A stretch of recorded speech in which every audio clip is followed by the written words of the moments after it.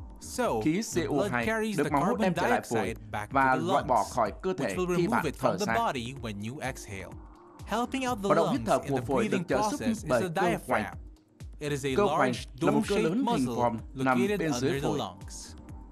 When you Khi bạn inhale, hít vào, the cơ diaphragm hoành contracts co xuống, downward, tạo ra một khoảng creating chân a không khiến vacuum cho không that khí causes tràn a vào phổi. rush of fresh air into the lungs. And when you Và khi bạn exhale, thở ra, the cơ diaphragm hoành sán lên relaxes trên, upward, đẩy hơi trong phổi pushing the ra lungs và to thải khí deflate and release CO2. carbon dioxide. Hairs Lông and mucus và chất in your nhờn air trong đường thở passages cũng đóng vai also trò have hữu ích helpful trong quá roles trình thở. in the breathing process. Cilia, Lục mao, or the những sợi lông microscopic hairs li ti dọc along theo your air đường dẫn khí passage, sẽ quét lui move tới in a để giữ sweeping cho đường thở motion sạch to sẽ. keep the air Các nhân tố độc passages hại như ô clean. nhiễm hoặc khói thuốc lá Harmful có thể substances phá hỏng like lục mao. pollution or cigarette smoke may impair the cilia. Meanwhile, Còn chất nhầy the mucus thì có vai keeps the trò air giữ độ ẩm passages cho đường moist thở và ngăn and bụi, prevents vi khuẩn dust, và các loại bacteria, virus xâm and nhập other vào phổi. viruses from entering the lungs.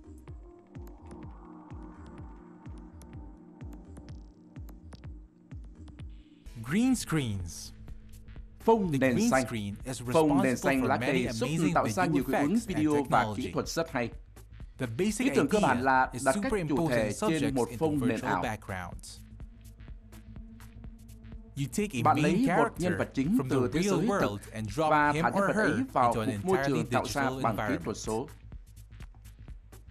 But how? Nhưng bằng cách nào? The green Phông screen nền uses xanh lá chroma cây key sử dụng phương or pháp color hóa keying. màu hay chroma key. Keying refers Key to the process là of quá trình phân isolating lập a một single màu color hoặc độ sáng or trong một bức brightness ảnh kỹ value thuật số. in an electronic image. Then, a Sau software đó, makes it một phần mềm sẽ transparent, làm cho nó trở nên trong so suốt, that other khiến cho các images, hình ảnh khác, chẳng hạn such as như a hình nền, background, sẽ can hiển show thị through qua the đó. main image. Luminance keying Luminance or key luma là keying quá trình phân lập keys một out giá a trị brightness hay một value khoảng or độ sáng, range, such as chẳng hạn như black màu or đen white. hoặc trắng. Luminance keys Luminance are key usually used thường được when dùng applying khi matte. trồng ảnh. Color Còn keying chroma or key chroma thì phân keying, lập một màu meanwhile, cụ thể makes để use of a loại bỏ. specific color to remove. It is the Đây là quá process trình where a trong đó một specific màu color xác định bị element xóa khỏi video or và thay chroma thế bằng is một yếu tố removed khác. from a video scene and replaced or keyed with a different element. In other words, Hay nói cách it's khác, removing đó là a quá trình xóa background nền và and thay thế replacing it bằng một with nền another. khác. The Cách process này is thường được most sử dụng commonly trong các used bản tin, in news reporting, trong đó người đưa tin where phải the đứng news trước một anchor bản has đồ to ảo stand hiển in thị front các of a vị trí virtual map có thể xảy ra that shows bão chẳng locations hạn. of possible storms and such. In Trên thực reality, tế, the người news đưa tin anchor chỉ is simply đứng trước một standing phông nền against a xanh green lá cây. screen. It's Ta actually có thể phân lập possible to bất key kỳ out một any nào: color: đỏ, red, vàng, yellow, lam, blue, hồng pink, và and dĩ yes, nhiên xanh lá cây. green. But why Nhưng is tại green sao the phông most xanh lá cây commonly lại phổ used? biến nhất? Contrast Sự tương is phản the là main lý do reason. chính. Because when you Bởi vì have khi to bạn phải isolate phân lập one một khu area vực from its với môi trường xung surroundings, quanh, the màu background nền phải được color phân biệt thật must be rõ. distinctly different. And Và people vì chúng rarely ta wear ít the khi color mặc green đồ màu as xanh lá cây compared to hơn other các màu colors. khác. Any part of the Bất talent's kỳ phần trang clothing phục that nào may có màu match the trùng với background màu phông closely nền cũng will sẽ bị also loại key bỏ. out. Do đó, trong Plus kịch also nền cũng phải including a bao part gồm of cả your một phần subjects của with the chủ thể. background. Yellow and Màu red vàng are và đỏ also near cũng gần với people's màu skin da của con tones. người. So, Vì the vậy, talent's hình nền có background thể may bị be trộn mixed lẫn with vào his màu or da her của skin. nhân vật. Now, Ánh sáng là chìa lighting khóa is để key to phân make lập chroma màu chính xác keying hơn. work well. The Phông background nền should be lit phải được very chiếu brightly, thật sáng, while the còn nhân talent vật should be thì chỉ subject chiếu under sáng dim mờ. light. This Điều này is tạo to ra sự contrast tương the phản two giữa hai lớp, layers, giúp ta dễ dàng making tách it chúng ra easier hơn. to separate them.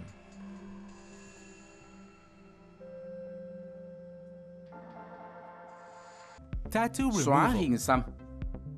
How are Hình xăm được tattoos xóa bằng removed laser via như thế laser? nào? To know Để this, trả lời, we should trước hết understand chúng ta phải how a tìm hiểu person cách gets thức ink xăm mình. first.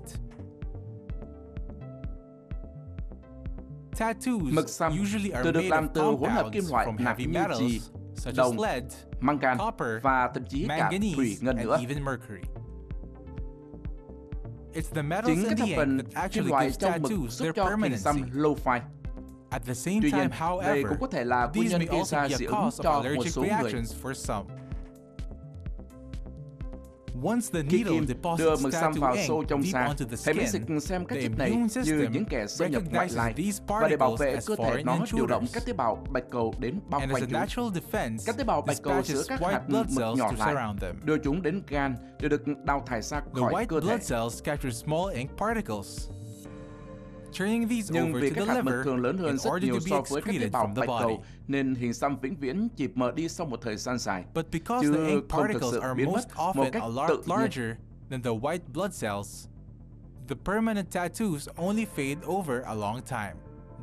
Vì thế, để xóa hình xăm, ta phải dùng tia laser để triệt để phá vỡ các hạt mực. Laser xóa xăm là loại laser có xung cực ngắn. Tattoo removal lasers are ultra-short pulse lasers. These are Chúng cực kỳ extremely hot nóng và hoạt động trong and một function dải in a tần số very rất narrow hẹp và cũng rất and are nhanh. very fast too. Some Một số lasers laser can có work thể as hoạt động quickly nhanh on cỡ a scale of picoseconds picoseconds hay 1/1000 tỷ or a giây. trillionth of a second. But the Nhưng super tốc độ fast siêu nhanh speed là is cần thiết, necessary, hay nói or đúng hơn rather, là yếu tố the quan most trọng nhất important để element có thể phá in vỡ các cracking the hạt ink mực. particles apart. First, Trước hết, heat is nhiệt used to được make sử the dụng ink để làm cho particles các hạt mực expand giãn nở. due to thermal Nhưng expansion. quá trình phải đủ nhanh để But một the phần của zap hạt mực has to vẫn be không really kịp quick nóng lên. enough so that half of the ink particle remains cool. These Lực opposing đối lập forces của of các hot cột nóng and và cool nguội làm areas cho hạt of the mực vỡ particle ra. are what Quá breaks trình it này được gọi apart. là phân giải quang nhiệt.